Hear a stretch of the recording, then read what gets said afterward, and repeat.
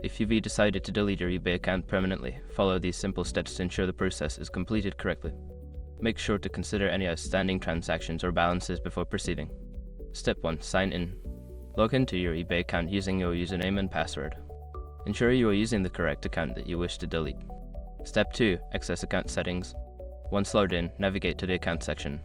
This can typically be found in the drop-down menu under your username or profile icon. Step 3. Find the Close Account option. In the account settings, look for the option that says Close Account or Account Closure. This may be located under a subsection related to account preferences or security. Step 4. Review the information. Read through the information provided about closing your account. eBay will inform you about the consequences of closing your account, such as losing access to your purchase history and any remaining balances. Step 5. Confirm account closure. Follow the prompts to confirm that you want to close your account. You may need to provide a reason for closing and confirm your identity through security questions or verification codes. After completing these steps, your eBay account will be scheduled for closure.